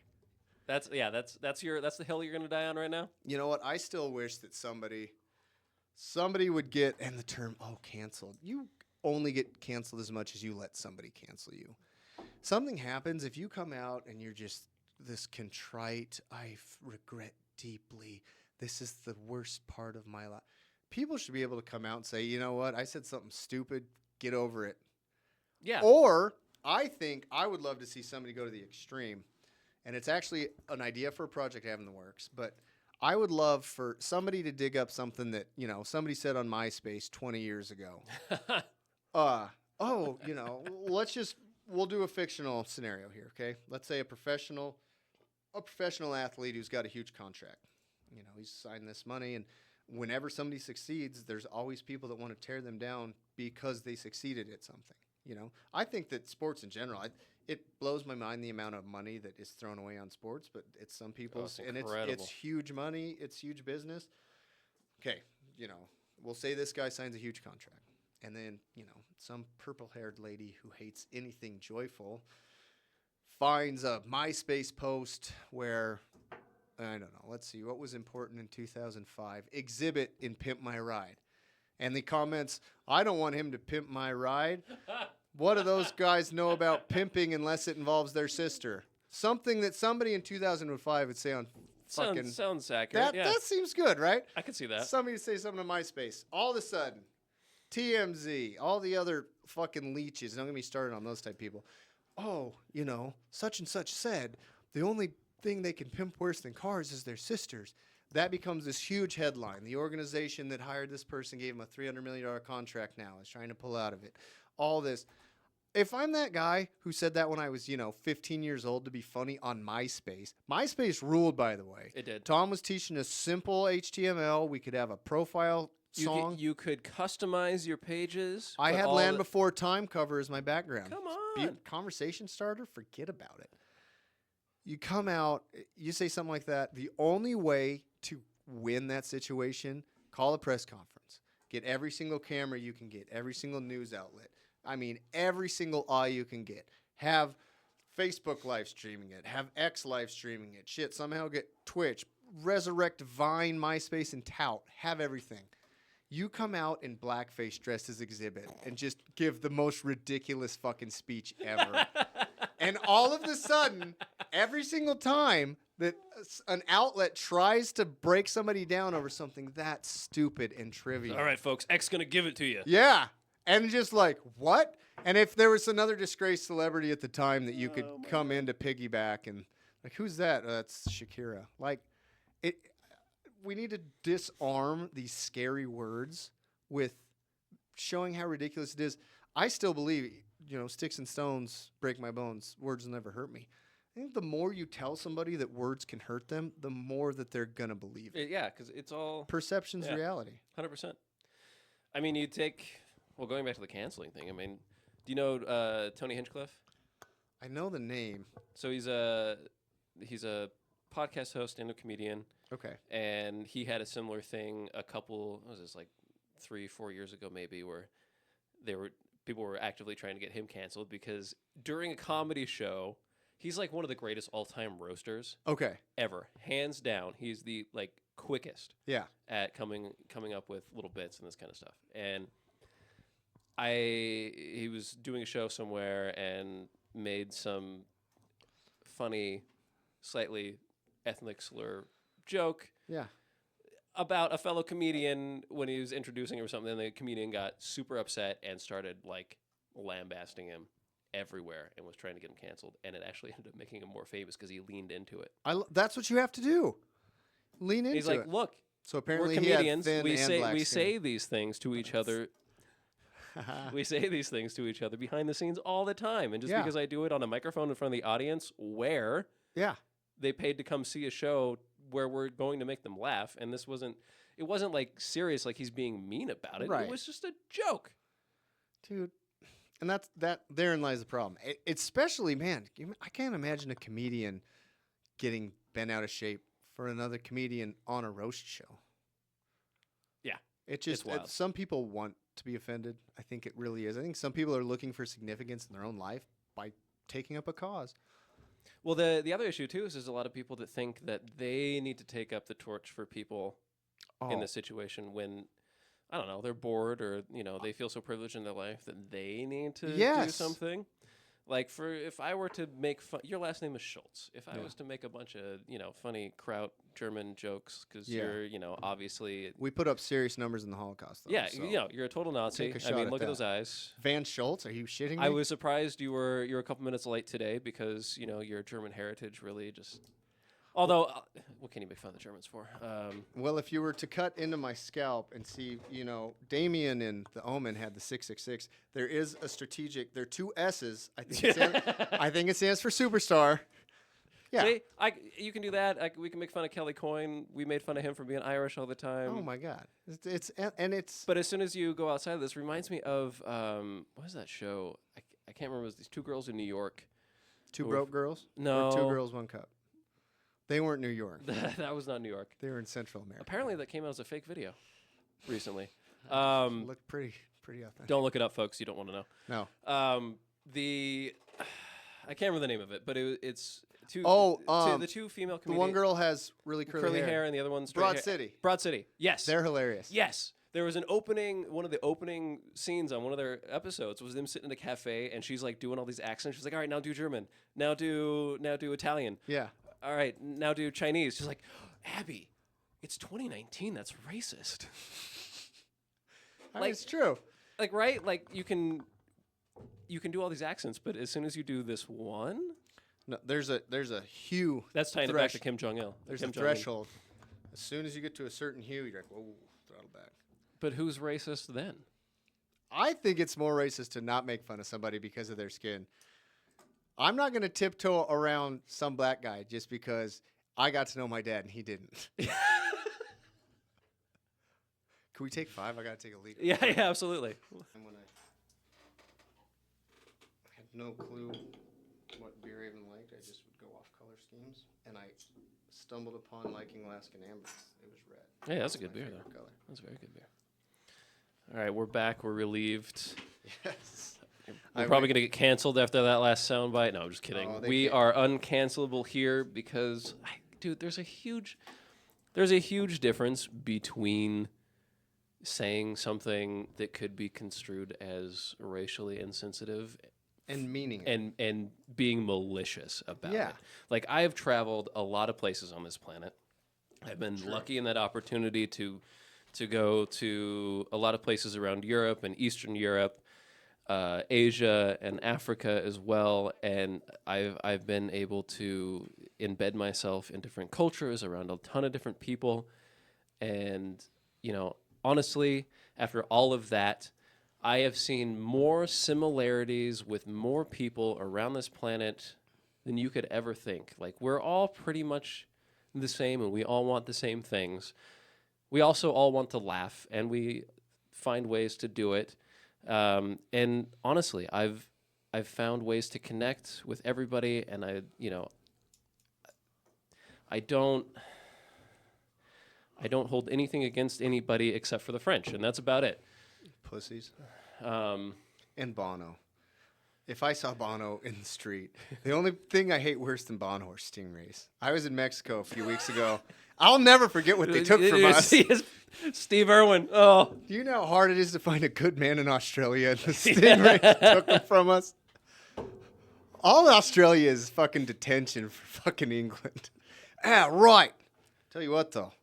American guys do very well in Australia. For some reason, us not sounding like a jackass trying to sell flip-flops, very attractive to the Australian women. I know, over there. right? It's weird. They're like, yeah, come on down to the bush. And we're like, oh, what? Oh, crikey. Crikey. Yeah, the French. Ironically, back to wrestling, WWE just held the first major wrestling event they've ever done out of France. No shit. And it has been regarded out of the gate as the loudest crowd that they have had. That the French just went ape shit. Weird. True, right? Huh. You think the French would be more refined than... You think the French would have just stayed home? I tailed it back somewhere. Hey, how do the French win a war? I don't know. They don't either. Also, if you're picking a semi-precious metal to make a giant symbol of liberty to send to the U.S., don't pick one that turns fucking green with a minimum amount of oxygen and water on it, all right? I don't think it was supposed... Wasn't it supposed to go somewhere else? I think it was going to Egypt or something first, and they rejected it, right? Really? I think... I don't... That's a fantastic story if that's true. I think we were the second choice. Jamie, look it up. Oh, yeah, let's just get our fucking... I mean, we'll fact check it, but I feel like that's what I heard. I had an intern... Do you remember when I did... It wasn't maybe a podcast. Do you remember Unstoppable Radio with Van Schultz in 2010? Sounds familiar. Blog Talk Radio, I don't even know if it's a thing anymore. Tell you what, those fucking tapes, those episodes, they get my ass. They try to cancel me. Because I know at one point we were talking about Lonesome Dove, and we quoted part of that Chappelle Show white supremacy skit regarding Danny Glover, where I just straight up said, and during this portion of the show, there may be racially insensitive language. And by racially insensitive language, yeah. I mean the N-word. And by the N-word, it goes into it. Let's see. I am immediately very interested about that Statue of Liberty. But again, even if you're sending it to Egypt, okay? Yeah, Egypt has a sordid past of Hebrew slavery, but they still deserved a fucking statue that wouldn't turn green in a week. Yeah, I mean, they got stone ones that are still... Man, right? I mean, come on. Let's see. Statue of Liberty, maybe origins? Actually, just Statue of Liberty, Egypt. Because that is profoundly interesting. I may be completely wrong. This could be the poisoning of my mind by the internet. You know what? The Statue of Liberty, the internet has poisoned my idea to just how long I thought sex should last. The internet gives, and how many 4 hours, and how many times women will pull a pizza boy into their house and have sex to them. Is that why you got the job at Figaro's? I worked at Figaro's for almost a year delivering pizza. 0 times did a group of, mischievous and fallacious women pull me in asking for a large sausage when they knew they didn't order that. All right. Statue of Liberty was designed by I don't know how much we lost or what we lost, but we'll work it out in the edit, I guess. Yeah. I guess I'll be editing this one for the first time. I think memes were invented, or memes only exist because we got to a point where we could share pictures so rapidly. I had a hilarious conversation with one of my players. I think he's late 50s, early 60s. he's a wonderful person. He just moved. Him and his wife had a huge dog boarding company. When I say huge, like 25 acres of luxury dog boarding. Like they were a legit conglomerate. Anyways, we got talking about all the bartenders share funny critiques of how lame bar patrons are that hit on bartenders. Right. So my poker rooms are always like in the bar somewhere, but separate. So we have, have all of our own signage. I mean, it's a different, and I lease that space. But we love to hear what's the worst pickup line you've heard this week? What's this and that? And this guy pipes up. He's like, man, I'm glad that when I was dating and stuff, dick pics weren't really a thing because, we didn't even have cell phones yet. I'm like, yeah, no, in your day, you had to like hear on a landline a chick was horny. You pull out a Polaroid, snap a picture of your dick, put it in an envelope, sign something sexy and send it off. And by the time it's in the mail, you're like, oh, I shouldn't have done that. And then you have to wait 5 days for her to be disappointed. So like, that's the whole reason that now, it's so easy to make a meme because if you're with your buddy and you see something, it's so easy to say a snide little funny comment. And that wasn't possible. There's times I go into the store knowing exactly what I need, and I only bring my phone in case I see something funny that I need to send to Neff and Morgan in our group chat. I did it yesterday. One of our favorite lines from a comedy that will live until we no longer are able to watch movies. Christmas Vacation, National Lampoon's. Brilliant movie. I mean, it's got to be in the top 5 most watched movies in the history of the United States. Everybody knows that movie. But Randy Quaid's best work. Right? That's where we're going with this. When they're holding the package, she goes, oh, it's her Jell-O mold. Her Jell-O mold. Did she bring her cat? There's cat food. Beverly D'Angelo, Ellen, wipes it. And she's looking at her finger. And then Randy Quaid pops into frame like Jenna Jameson and licks her finger all the way to the palm, and he just goes, it's lime. I'm at Albertsons yesterday. I needed to go and get my daughter some gummies because I promised her because she picked up the house. Apparently Skittles now have lime ones in them. And so there's just a huge, it almost looked like a comic book action thing. It says, it's lime. I had to take a picture of it and send it to Neff and Morgan. Without any context, they knew that I was referencing a movie that we all enjoy, and I was thinking of them. Brilliant. Fantastic. See? Memes. It's how you show love in this generation. It really is, but it's so funny because I still feel like there's a sect of memes that you can still get away with anything comedical that you want.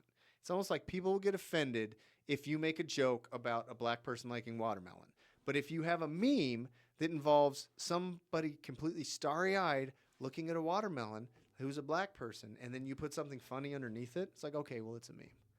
All right, well, why should I just walk around with a fucking rectangle around my head, and if I say anything that offends you, be like, oh, it's a meme. There's some performance art for you. Right? Just start selling people, what is widescreen ratio, 16 by 9? Just start selling them, or whatever the size of a smartphone. 916. 916. Yeah. Just start walking around with that, say, hey, whoa, you can't get offended. Hey, what? Hey. I'm a meme. I'm a meme. It's all about context. And then It's you all could about do context. it without one. They're like, well, you can't get away with it. You're a meme. Listen, okay, I had one. Black guy stole it. I'm still a meme. And then all of a sudden, you just double down on that whole thing.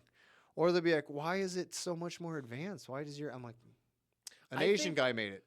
That brings up a good point. That makes me think of something. When we go back to the canceling thing, about when people get caught in a moment of whatever they're going to get canceled for, whether it's something that's said to be funny intentionally, or a moment of frustration, or whatever it is. This makes me think that one of the reasons why it's happened so often recently is that to certain people and other people, when they lean into it, it just kind of seems to bounce off of them. Yeah. When you get to that point where you're put in that position where you said something and you're going to get canceled for it, and you come on and try to apologize and make yourself look...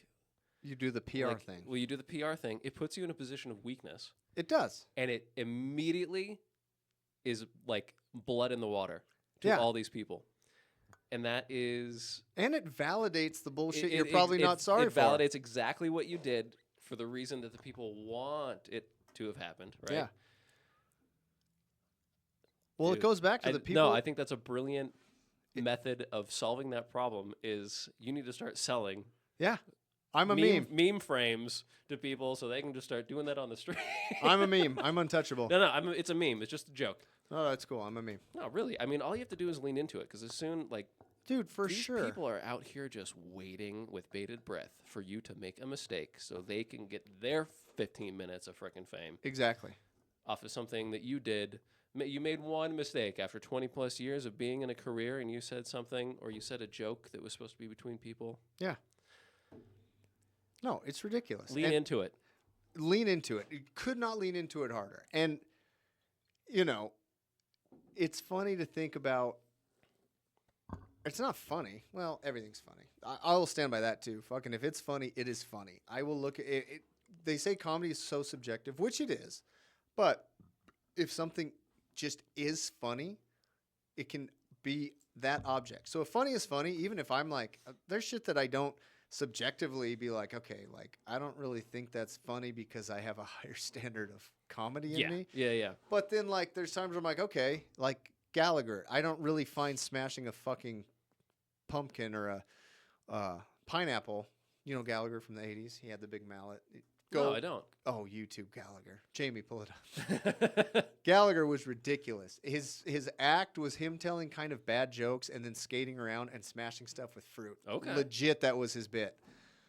It's not funny to me subjectively, but by the laughs he's getting, I know objectively it is funny.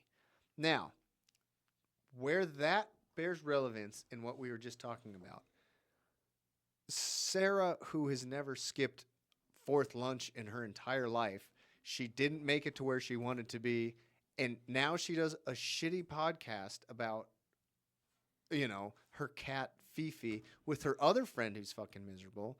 All they're waiting for is somebody to have their fall from grace so they can put it in their podcast and they can hashtag it and add it and try to get a few people to listen to them run down somebody who made a joke to be funny, who in a moment of weakness said something stupid, who said something 25 years ago that they thought was funny when they were 16. Right. The amount of shit, if I looked at a bunch of stuff I said when I was 16 that I thought was funny, there wouldn't be anything offensive to me as far as, you know, saying fag or anything. I'd just be like, dude, you're funnier than that. you are better than this, sir. Work harder at getting a laugh than that, all right? Yeah, that's low-hanging fruit, my friend. That's low-hanging fruit. Also, segue on that. I haven't since we were in middle school, and I won't name drop, but you knew him. His parents were weird. They didn't have a TV. Okay, I called that kid in probably 2002. I called that kid fag or faggot probably more than any time I've ever used that word in my life. Why? Because he was weird, and I legitimately thought that he wanted to be gay with me because in band one time, he reached in my pocket and looked at me and said, "That's a nice pocket." I didn't really know what to do. 9/11 had just happened. We were very young. We were still trying to understand why Dick Cheney had so much power, and I was still trying to figure out how Colin Powell was black. There's a lot going on.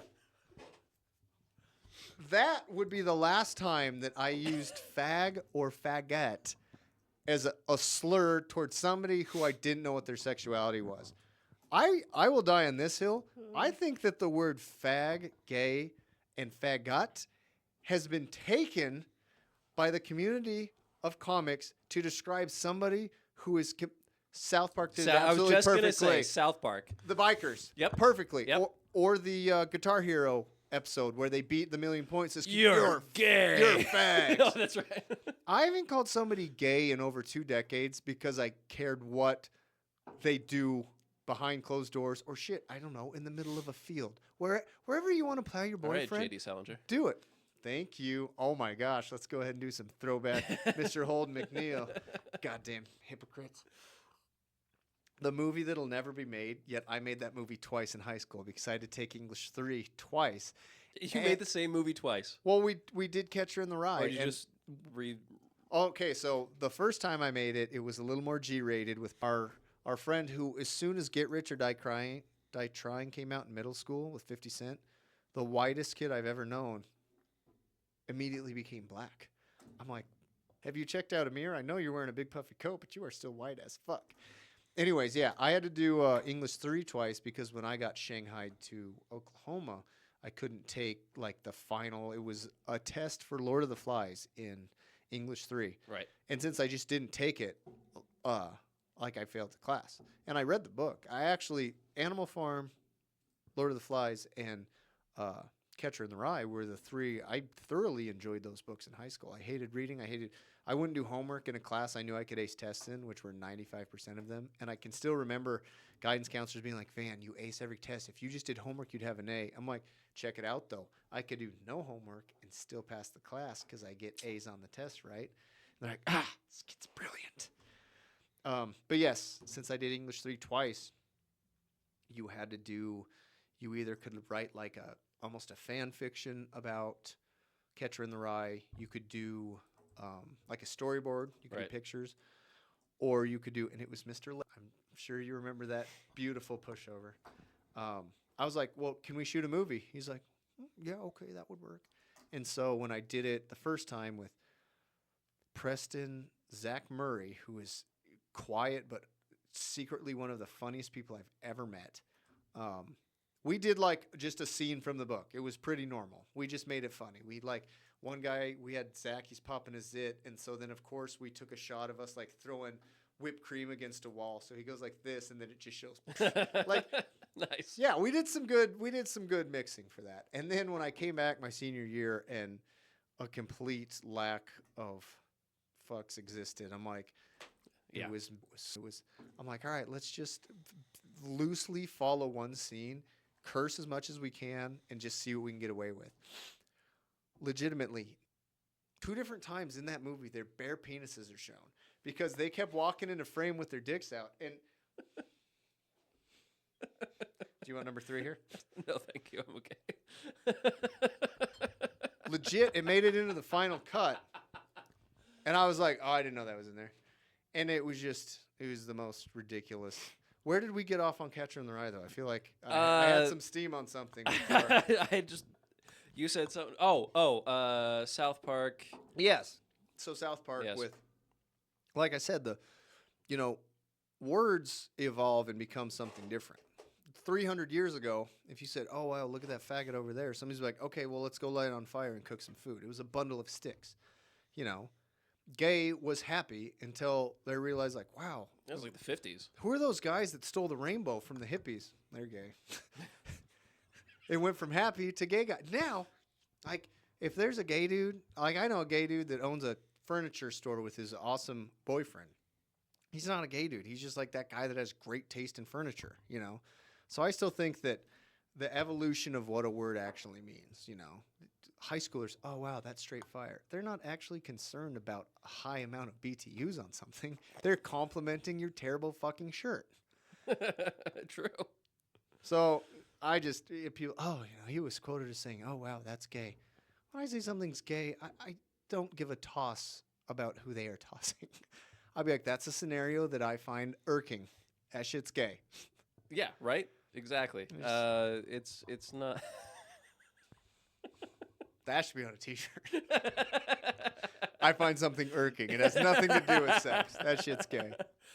TM. Well, to quote the judges from South Park, I think I'm getting it now. Yes. Right? Yeah. Dude. Again, words are just words. Sticks and stones will break my bones, but words will never hurt me. Yeah. And it's the ears that the words are making it to that amplify it, make it a huge problem if they want that problem. Yeah. God damn, how can you get that bent out of shape over this? We live in the United States of America. You are allowed to live out the life that you so choose. Have at it. I know. I don't care who you're sleeping with. I don't care what job you work or, for the most part, which people you associate with. I still get way more offended when I see a good-looking guy just having sex with a gross fat woman. I give a shit if two good-looking gay dudes that sell, chaise lounges. Fuck yeah, tear it up, buddy. But I'm like, wait a minute. You're a bricklayer. You got triceps like Dolph Lundgren. What are you doing lifting Miss Piggy here for? That's way more offensive to me. Hey, man, some people just like it. I understand. Some people have their own tastes, okay? They do. I will give you that. But there's also a misplaced value on somebody who's like, well, I'm just being me. Well, you know what? You don't have to have 6 Big Macs a day to be you. You could be you with salads. You could have a nice tuna sandwich. You could have a nice prime rib salad. You don't have to be you and also be worried about diabetes. Well, you know, you got 10 toes. You can afford to lose a few, I guess. If that's the price they're willing to gamble, like, you know what? Yeah, you know what? The McRib's back. I still got 9. Let's go.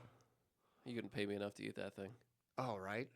Pretend food. That is the worst. The last time I had a McRib, I was very, very drunk. I think I was about You have to be. 21 or 20. Oh. You can't not be. Oh, my God. The amount of stuff that I will eat when I'm drunk versus when I'm dead sober, I'm like, there's no way I did that. Like, no, brother, you did. I'm like, really? It'll come back tomorrow. 7 5-layer burritos? Trust me, I know I did. My toilet knows. Oh God! You know, one of my guilty pleasures is watching videos of people, vegans and vegetarians, getting drunk and then eating meat.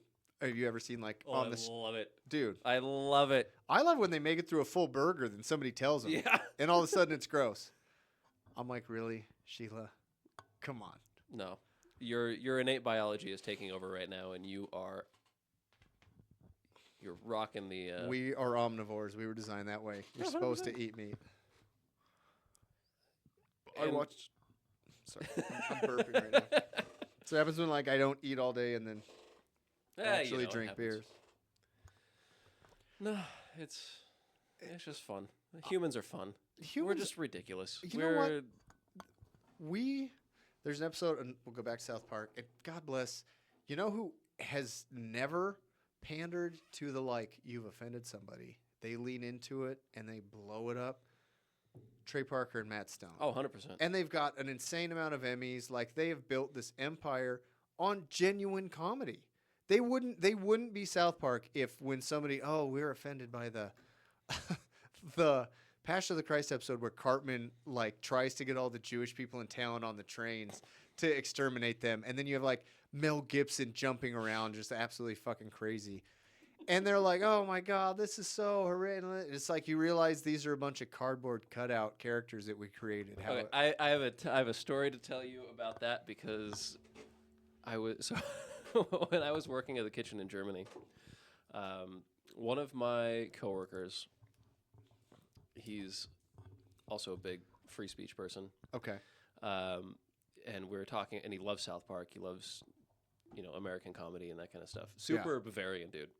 And he he was talking about South Park, and he brings up that episode, and he's trying to tell somebody. Which you can't legally even say Hitler in Germany. Well, right? you can. Well, I'm just saying. There's a few little things. Like Yeah. you can't do the salute. You can't. There's another wrestling story. We'll come back to that. So he's telling the story of that episode of South Park, and he's saying. So it's he's this kid and he's telling it all in German. And there's also that scene in that episode where Cartman starts saying Wir müssen die Juden ausrotten. Yeah. Jetzt ist Zeit für Reich. And he's yelling this in the kitchen. And it's not a big place. Like the way that it was set up, the hallway to the kitchen was kind of a funnel for noise. So if you're sitting it's like the old Naps grill. Yeah. You could totally hear and he's in there just yelling this thing. And I'm just like, there's this Bavarian dude going, Jetzt ist Zeit für Reich. Wir müssen die Juden ausrotten. I'm like, holy shit, where am I right now? The scary part's when everybody having lunch comes up, they're like, finally somebody said it. Let us reclaim the glory of Germany. What's funny is when he's yelling that, there's the nerdy, one of the characters he's been in South Park since at least Bigger, Longer, and Uncut.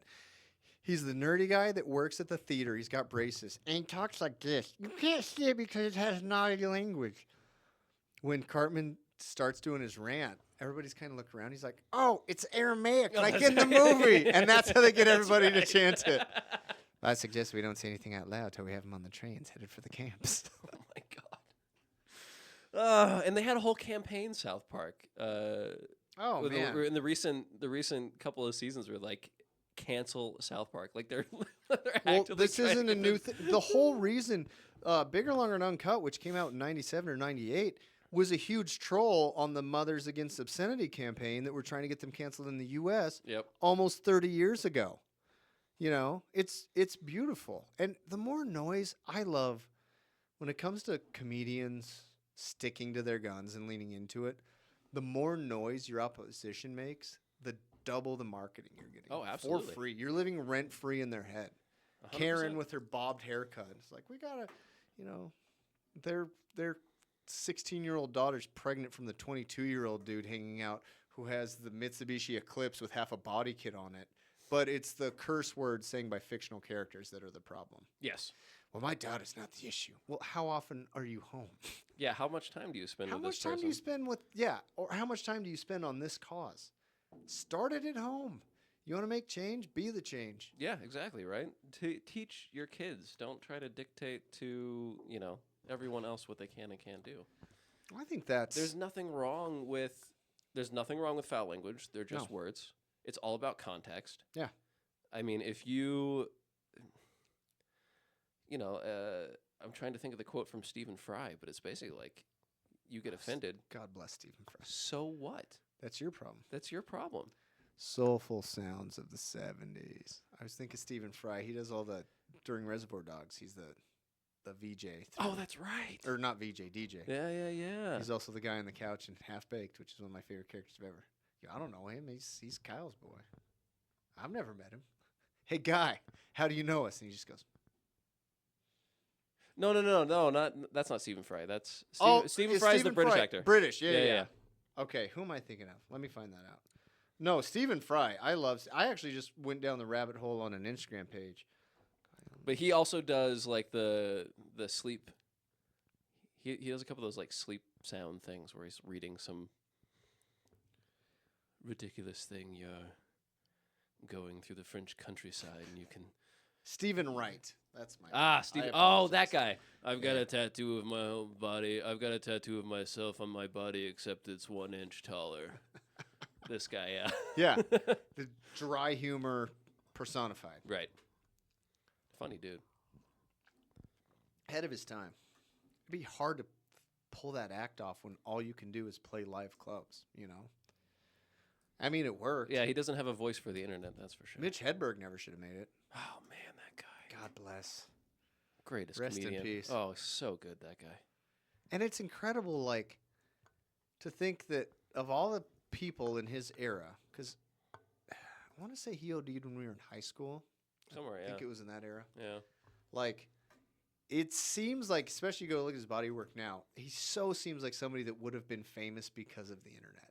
Oh, 100%. You're like, how did he ever play a comedy club with 100 seating and there's 20 people in there and got the person who owned that bar to ask him to come back? I know, He is hilarious once you get it, but you can't, if you're doing a 5-minute set before the pre-act, before the act, how can you're supposed to, guys trying to break in, doing the pre-act, you're there trying to get that crowd warmed up so they'll cheer for the main eventer.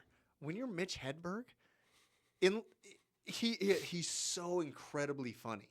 But like if you had 5 minutes to a crowd that didn't know you, they're like, okay, why is this guy talking about I went to fire the mall exits? yesterday, and there was a sign in front of the escalator that said it's out of order. Sorry for the inconvenience. It's stairs. Whatever he says. I had a security guard come up to me. I was standing in front of an emergency exit, a fire exit. He said, "You can't stand here. What if there's a fire?" I said, "If there's a fire, do you think I won't run?" It's single serving. Like, there's such a charm to. And then if you watch his whole bit, it's like the frog in boiling water. Like if you like Mitch Hedberg and you start watching one of his, an hour long stand up thing, like it's cold water, you're enjoying it. Then like by the end, you're now in boiling water. You started when it was cold.